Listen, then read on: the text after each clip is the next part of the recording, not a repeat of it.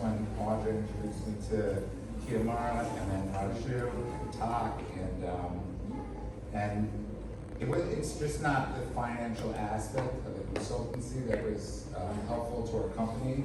Since that point, we hit a ceiling when we grew 50%.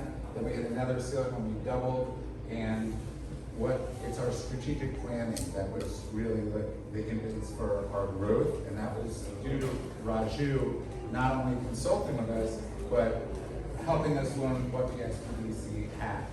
And every course you take in life, every stepping stone that you go through, you learn a little bit about, you take a little nugget from something. And from the SBDC, we have to thank Raju. That's our number.